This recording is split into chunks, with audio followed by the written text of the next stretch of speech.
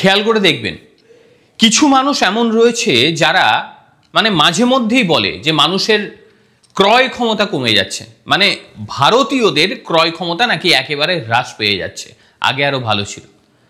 ভারতের অর্থনীতি নিয়ে তারা বলে যে ভারতের অর্থনীতি একেবারে শেষ হয়ে গিয়েছে।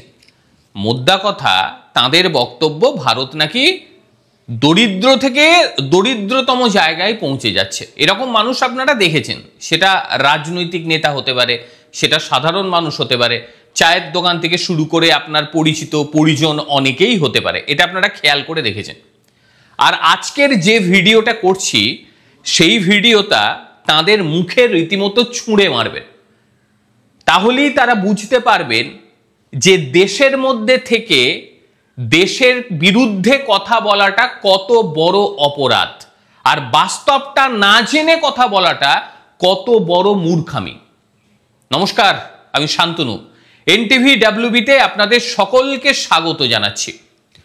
2025 সালের যে হিসেব, সেই হিসেবে ভারত তাদের যে payment system, unified payment system মানে ইউপিআই, তার দ্বারা পরিচালিত রিয়েল টাইম পেমেন্টের ক্ষেত্রে এখন আমাদের ভারতবর্ষ গোটা বিশ্বের 1 নম্বর। আর অক্টোবর মাসের যে কীর্তি হয়েছে তা দেখে গোটা বিশ্বব্যাপী তাদের চোখ ছানা বড়া হয়ে গিয়েছে যে এটা হতে পারে কি করে। ভারত 1 নম্বর, এই কথা অনেকে বিশ্বাসই করতে চায় না। যাদের বিশ্বাস হচ্ছে না তাদেরকে বলবো গুগল করুন, করে দেখে নিন যে ভারতের আশেপাশে কেউ রয়েছে কিনা। আশেপাশে, আমি বলছি না ভারতকে টপকে যেতে পারে, ভারতের কাছাকাছি আসার মতন জায়গায় কেউ রয়েছে কিনা একটু দেখে আমাকে জানাবেন। 2024-25 যে অর্থবর্ষ, সেখানে অভ্যন্তরীণভাবে প্রায় 185.8 বিলিয়ন লেনদেন প্রক্রিয়া সেটা হয়ে গিয়েছে, সেটা বাড়ছে। আন্তর্জাতিক মুদ্রা তহবিল, যাকে বলছে IMF, ইন্টারন্যাশনাল মনিটরিং ফান্ড, যার কাছ থেকে দেখবেন এই ভিখারি 2 দেশ সাহায্য নেয়, তাদের কথা অনুযায়ী তারা উল্লেখ করেছে যে ইউপিআই এখন প্রতিদিন 640 মিলিয়নেরও বেশি লেনদেন প্রক্রিয়া করছে, যা অন্যান্য রিয়েল টাইম বিশ্বব্যাপী সিস্টেমকে বহু গুণ ছাড়িয়ে গিয়েছে। India number 1 in the world, 48 to 50% of global real time digital payment, 185 billion UPI transaction financial year 2024-2025। এর থেকে আর কি হতে পারে বলুন তো, কি হতে পারে? কবে ভারতের এই সমস্ত অসভ্য নেতা, অসভ্য সাধারণ মানুষগুলো বুঝবে যে আর ভারতবর্ষ পিছিয়ে নেই? তারা যেটা মনে প্রাণে চায় ভারতবর্ষ ভিখারির দেশে পরিণত হোক, সেটা হবে না। অন্তত এই ডিজিটাল পেমেন্টের ক্ষেত্রে ভারতবর্ষ যে দিশা দেখালো, সেই দিশা গোটা বিশ্বের কাছে রীতিমতো দৃষ্টান্ত। যাই হোক, ভারতবর্ষের র্যাঙ্ক তো নাম্বার 1, কিন্তু ভারতের পরে ঠিক কারা কারা রয়েছে, তাদের ঠিক কি অবস্থা? কি বললাম? 185 billion UPI transaction financial year 2024-25। এরপরে যার স্থান সে হচ্ছে ব্রাজিল, অ্যারাউন্ড 29 বিলিয়ন ট্রানজাকশন। তারা কিসে ট্রানজাকশন করে? ভায়া পিক্স, সেখানে একটা ইউপিআই লিঙ্ক রয়েছে। ভারত কত? 185 বিলিয়ন, তারা কত? 29 বিলিয়ন। আজ্ঞে হ্যাঁ, এতটা ফারাক রয়েছে। আর ব্রাজিলের পরে যদি দেখেন, রয়েছে China, Thailand, south Korea, United states, United kingdom, Japan, Germany, France, Canada, Australia. এরা ভারতের থেকে বহু বহু গুণ পিছিয়ে রয়েছে। এটাই ভারতবর্ষ।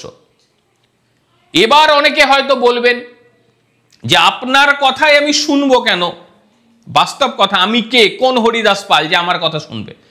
দেখুন তো, বিজনেস টুডের এই প্রতিবেদনটা দেখুন কি লিখেছে।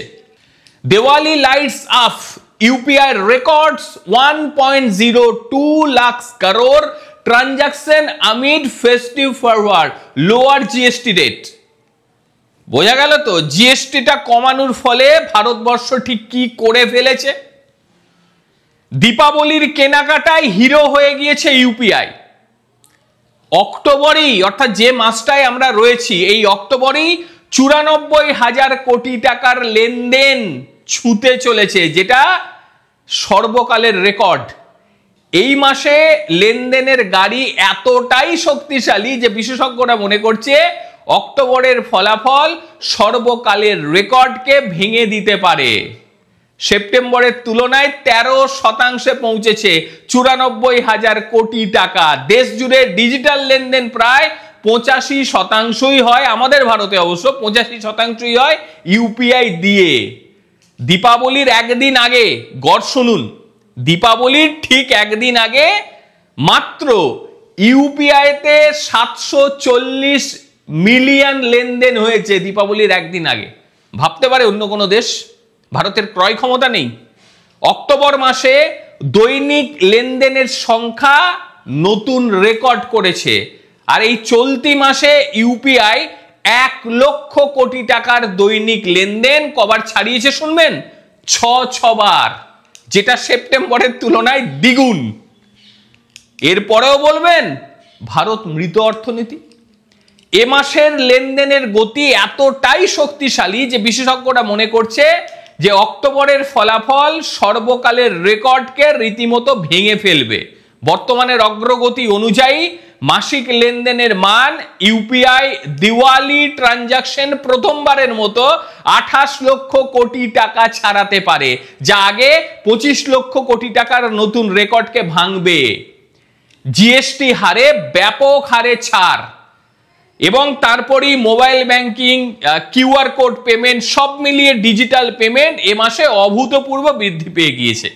ইউপিআই এর ইতিহাসে অক্টোবর মাসটি একেবারে স্বর্ণাক্ষরে লেখা থাকবে যে এই অক্টোবর মাস 2025 সালে ভারতের ইতিহাসে কি করেছিল, কি হয়েছিল। যদি মানুষের কেনাকাটার ক্ষমতা না থাকে, কি মনে হয় মানুষ কিনতে পারবে? ইউপিআই লেনদেন করতে পারবে? এটা সম্ভব? মানে মানুষ কিনছে, আর এটা সম্ভব হলো জিএসটি রেটকে কমিয়ে দিয়ে। যখন মানুষ কিছুটা রিলিফ পেল, তারা তখন দেদার কিনে ফেললো, যত পারলো কিনে ফেললো। আর এই কেনাটা দেখে বিশ্বের অন্যান্য দেশ, বিশেষ করে আমেরিকা, তারা ভাবছে এটা কি হলো, এটা কিভাবে সম্ভব। আমাদের এত বড় সাম্রাজ্য ডলারের, সেই সাম্রাজ্যের এইভাবে পদস্খলন তাদের সহ্য হবে না। আর সেই কারণেই কিন্তু বারংবার তারা চাইছে ভারতকে সঙ্গে নিয়ে চলতে। ডোনাল্ড ট্রাম্প এখন আবার বলতে শুরু করেছে আমি কমিয়ে দেব ভারতের ট্যারিফ। কি করবে? অতিরিক্ত ট্যারিফ লাগিয়ে যদি এই অবস্থা হয়, যদি চোখ ছানা বড়া হয়ে যায় ভারতের লোকের কেনার ক্ষমতা দেখে, তারপর ভারতকে সঙ্গে নিয়ে না চললে তাদের অবস্থাটা কোন পর্যায়ে পৌঁছবে এটা তারা বুঝতে পারছে। এইটুকু ক্ষমতা আছে। আমেরিকা বুঝবে, বিশ্বের অন্যান্য দেশ বুঝবে, বুঝবে না আমাদের দেশের কিছু মানুষ, বুঝবে না আমাদের দেশের কিছু রাজনৈতিক ব্যক্তিত্ব, যারা এর পরেও বলবে ভারতের কেনার ক্ষমতা নেই, অর্থাৎ ভারতের মানুষদের কেনার ক্ষমতা নেই, ভারতে অবস্থা একেবারে মৃত অর্থনীতি। এটা বলবে তারা। যেহেতু এটা রাজনৈতিক চ্যানেল নয়, না তো পোল রীতিমতো খুলে দিতাম, তাদের সময়কার যে পোল সেটা খুলে দিতাম। যাই হোক, এটা জিওপলিটিক্সের চ্যানেল, এখানে কোনো রাজনীতি করি না, করবো না। আবার অনেকের একটা অভিযোগ ছিল, মানে এটা খুব গুরুত্বপূর্ণ, একটু বলে দিই। সেটা হচ্ছে এই, মানে আমি বাংলায় কথা বলছি, ইংরেজিতে ট্রান্সলেশন হয়ে যাচ্ছে, ফলে অনেক সমস্যা হচ্ছে। আজ থেকে আশা করি এটা আর হবে না, কারণ ওই কি বলবো, ড্রাবিং হয়ে যাওয়াটা শুনতে খুব খারাপ লাগে আর কি। মানে অনেকেই অনুরোধ করছিলেন, আজ থেকে বাংলাতেই হবে। যদি সমস্যা হয় অবশ্যই জানাবেন আপনারা, তাতে দেখতে হবে কি করা যায় বিষয়টা। আর সঙ্গে থাকছেন, ভালোবাসা দিচ্ছেন, অনেক ধন্যবাদ প্রত্যেককে। আর যারা গালিগালাজ করছেন তারা করে যান, কোনো আপত্তি নেই, কারণ আপনাদের থেকে ভালোবাসার লোকের সংখ্যাটা অনেক গুণের বেশি। কাজেই এটা বন্ধ করছি না, এটা চালিয়ে যাব। ভালো থাকবেন প্রত্যেকে। আর অবশ্যই ভারতের মানুষের ক্রয় ক্ষমতা, এটা নিয়ে আপনারা অবশ্যই বলবেন, কারণ এটা জানা খুব দরকার। প্রত্যেকে ভালো থাকবেন, সুস্থ থাকবেন। আবারও দেখা হবে অন্য কোনো দিন অন্য কোনো ভিডিওতে। ততক্ষণের জন্য নমস্কার, ভালো থাকবেন।